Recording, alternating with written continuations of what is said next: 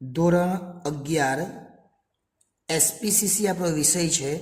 બીજી બધી બ્લુપ્રિન્ટ તો આપણે બનાવી દેલી છે, આ બાકી છે.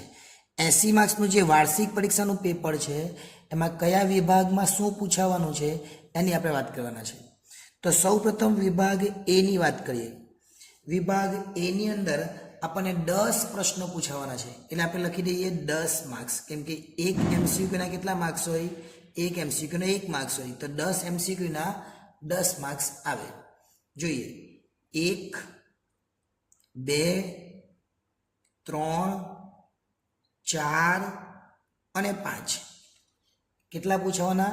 10. તો હવે આવશે 6 7 8 9 અને 10, એટલે ટોટલ 10 પ્રશ્ન પૂછાશે, 10 એમસીક્યુ. હવે 10 એમસીક્યુ કયા ચેપ્ટરમાંથી પૂછાશે એ પણ જોઈ લઈએ. તો સૌપ્રથમ પહેલો એમસીક્યુ જે છે એ ચેપ્ટર નંબર 1 માંથી, જે બીજો એમસીક્યુ છે એ ચેપ્ટર નંબર 2 માંથી, ત્રીજો એમસીક્યુ ચેપ્ટર નંબર 3 માંથી, ચોથો એમસીક્યુ ચેપ્ટર નંબર 4 માંથી, પાંચમો એમસીક્યુ ચેપ્ટર નંબર 5 માંથી. હવે જે છઠ્ઠા નંબરનો એમસીક્યુ છે એ ચેપ્ટર નંબર 2 માંથી, સાતમા નંબરનો એમસીક્યુ ચેપ્ટર નંબર 3 માંથી, આઠમા નંબરનો એમસીક્યુ ચેપ્ટર નંબર 4 માંથી, અને નવમા નંબરનો જે એમસીક્યુ છે ચેપ્ટર નંબર 6 માંથી, અને 10મા નંબરનો એમસીક્યુ પણ ચેપ્ટર નંબર 6 માંથી.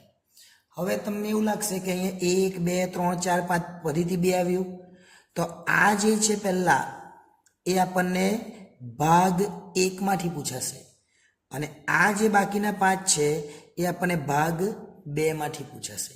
એટલે ભાગ 1 અને ભાગ 2 આપણા છે, તો ભાગ 1 માંથી આપણને પહેલા 5 અને ભાગ 2 માંથી આપણને બીજા 5. હવે વાત કરીએ વિભાગ બી. તો વિભાગ બી ની અંદર પણ 10 પ્રશ્નો અને દરેકના 1 ગુણ, એટલે એ વિભાગ પર 10 માર્ક્સનો પૂછવાનો છે. 11 નંબરના પ્રશ્નથી શરૂઆત કરીએ. 11 12 13 14 15 અને હવે રહી 16 17 18 19 અને 20. એમ ટોટલ કેટલા પ્રશ્નો પૂછાવાના વિભાગ બીમાં? 10 પ્રશ્નો, દરેકનો 1 ગુણ. તો જે પહેલો 11 નંબરનો પ્રશ્ન છે એ ચેપ્ટર નંબર 3 માંથી પૂછાશે, અને 12 નંબરનો જે પ્રશ્ન છે એ પણ ચેપ્ટર નંબર 3 માંથી જ પૂછાશે. 13 નંબરનો પ્રશ્ન છે એ ચેપ્ટર નંબર 5 માંથી પૂછાશે. 14 નંબરનો પ્રશ્ન એ ચેપ્ટર નંબર 1 માંથી પૂછાશે. 15 નંબરનો પ્રશ્ન ચેપ્ટર નંબર 2 માંથી પૂછાશે. 16 નંબરનો પ્રશ્ન ચેપ્ટર નંબર 3 માંથી પૂછાશે. 17 નંબરનો પ્રશ્ન ચેપ્ટર નંબર 4 માંથી પૂછાશે. 18 નંબરનો પ્રશ્ન એ પણ ચેપ્ટર નંબર 4 માંથી જ પૂછાશે. 19 નંબરનો પ્રશ્ન ચેપ્ટર નંબર 5 માંથી પૂછાશે, અને 20 નંબરનો પ્રશ્ન ચેપ્ટર નંબર 6 માંથી પૂછાશે. હવે અહીંયા જોવા જેવું શું છે સમજજો. તો આ જે પહેલા 3 પ્રશ્ન છે આ એ ભાગ 1 માંથી પૂછાશે, અને બાકી 14 થી લઈને 20 સુધીના પ્રશ્નો એ ભાગ 2 માંથી પૂછાશે, કેમ કે એસપીસીસી ની અંદર ભાગ 1 અને ભાગ 2 એમ આવશે. ઓકે, હવે વાત કરીએ સી વિભાગ.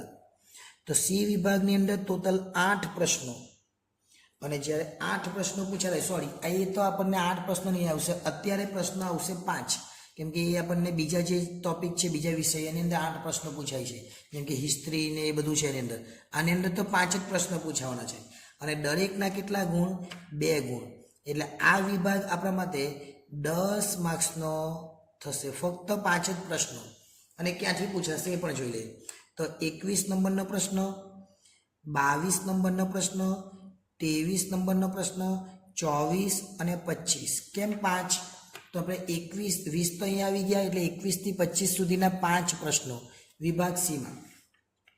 તો જે 21 નંબરનો પ્રશ્ન છે એ ચેપ્ટર નંબર 1 માંથી, 22 નંબરનો પ્રશ્ન ચેપ્ટર નંબર 2 માંથી, 23 નંબરનો પ્રશ્ન ચેપ્ટર નંબર 5 માંથી, 24 નંબરનો પ્રશ્ન ચેપ્ટર નંબર 1 માંથી, અને 25 નંબરનો પ્રશ્ન ચેપ્ટર નંબર 5 માંથી. હવે આ જે છે અહીંયાથી આ ભાગ એ આપણને ભાગ 2 માંથી પૂછાશે, અને પહેલા જે 3 છે એ આપણને ભાગ 1 માંથી પૂછાશે, એટલે એ ખાસ જોઈ લેજો. ભાગ 1 અને ભાગ 2 ને સમજવાનો પ્રયત્ન કરજો. હવે ડી વિભાગની અંદર આપણને ટોટલ 6 પ્રશ્નો પૂછાવાના છે. કેટલા પ્રશ્નો? 6, અને દરેકના 3 ગુણ, એટલે આ વિભાગ 18 માર્ક્સનો પૂછવામાં આવશે. 6 પ્રશ્નો અને દરેકના 3 ગુણ.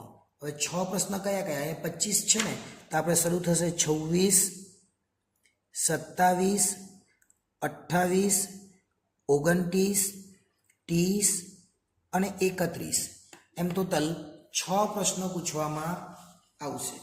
હવે આ 6 પ્રશ્ન કયા ચેપ્ટરમાંથી પૂછાવાના એ પણ જોઈ લઈએ. તો પહેલા આપણે 26 નંબરનો જે પ્રશ્ન છે એ આપણને ચેપ્ટર નંબર 4 માંથી પૂછાશે. Chapter number 4. 27 નંબરનો પ્રશ્ન ચેપ્ટર નંબર 1 માંથી પૂછાશે. 28 નંબરનો પ્રશ્ન ચેપ્ટર નંબર 2 માંથી પૂછાશે. 29 નંબરનો જે પ્રશ્ન છે ચેપ્ટર નંબર 3 માંથી પૂછાશે. 30 નંબરનો જે પ્રશ્ન છે ચેપ્ટર નંબર 4 માંથી પૂછાશે.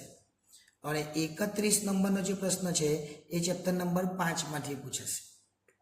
હવે ખાસ ધ્યાન આપવા જેવું એ છે, અહીંયાના જે વિભાગો છે 27 થી લઈને 31 એ આપણને ભાગ 2 માંથી પૂછાશે, અને આ 26 નંબરનો જે એક પ્રશ્ન છે એ આપણને ભાગ 1 માંથી પૂછાશે. પણ ખાસ સમજવા જેવું બીજું એ છે, જે આ ચોથા ચેપ્ટરમાંથી 26 નંબરનો પ્રશ્ન પૂછાવાનો એમાં તમને અઠવા પણ આપવામાં આવશે. એટલે કે 26 નંબરના પ્રશ્નની અંદર 2 પ્રશ્ન પૂછાશે ચોથા ચેપ્ટરમાંથી, તમારે 1 લખવાનો, અને બાકીના જે છે 27 થી 31 એ આપણને ભાગ 2 માંથી પૂછાશે. હવે વાત કરીએ વિભાગ ઈની.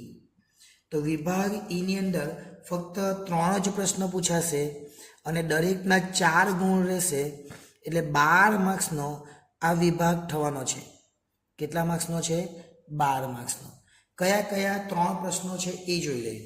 તો આપણને 31 તો અહીંયા આવી ગયા, એટલે પ્રશ્ન નંબર 32, પ્રશ્ન નંબર 33 અને પ્રશ્ન નંબર 34, એમ ટોટલ 3 જ પ્રશ્ન પૂછાશે અને દરેકના 4 ગુણ.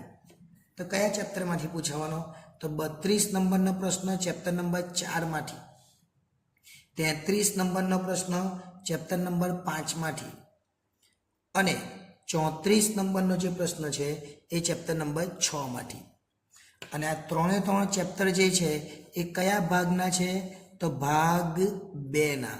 ભાગ 1 માંથી નહીં પૂછાય આમાં, એટલે ઈની અંદર ભાગ 2 માંથી જ 3 પ્રશ્ન પૂછાવાના છે. હવે છેલ્લો વિભાગ એટલે વિભાગ એફ. વિભાગ એફની અંદર આપણને 4 પ્રશ્નો પૂછાશે, દરેકના 5 ગુણ, એટલે 20 માર્ક્સનો આ વિભાગ પૂછવામાં આવશે. કયા કયા પ્રશ્નો? તો 34 છે ને, એટલે પ્રશ્ન નંબર 35, 36, 37 અને 38. એક વસ્તુ આપણી રહી ગઈ, આ જે છે પ્રશ્ન 33 નંબરનો એમાં અઠવા પણ આપવામાં આવશે, એટલે એ ખાસ ધ્યાન રાખજો. હવે જે 4 પ્રશ્નો છે ક્યાંથી છે એ જોઈ લે. 35 નંબરનો પ્રશ્ન ચેપ્ટર નંબર 6 માંથી, 36 નંબરનો પ્રશ્ન ચેપ્ટર નંબર 7 માંથી, 37 નંબરનો પ્રશ્ન ચેપ્ટર નંબર 8 માંથી, અને 38 નંબરનો પ્રશ્ન ચેપ્ટર નંબર 7 માંથી. હવે ચેપ્ટર નંબર જે 7 છે એની અંદર તમને અઠવા પણ આપવામાં આવશે, એટલે કે 2 પ્રશ્નો પૂછે તમને 1 જ લખવાનો રહેશે. પણ જે 38 નંબરનો જે પ્રશ્ન છે એ તમને ભાગ 2 માંથી પૂછાશે, અને બાકીના જે આ 3 છે એ ભાગ 1 માંથી પૂછાશે. એટલે એ પ્રમાણે તૈયારી કરજો.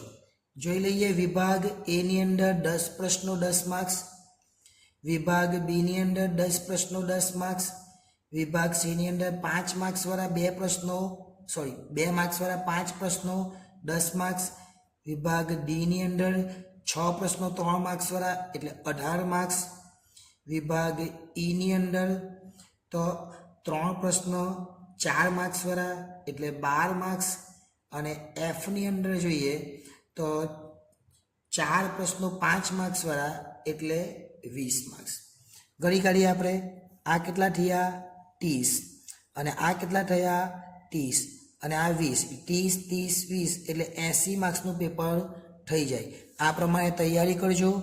હવે વિડીયો ગમ્યો હોય તો છેલ્લે લાઈક કરી દેજો અને સબસ્ક્રાઈબ કરવાનું ના ભૂલતા. આભાર.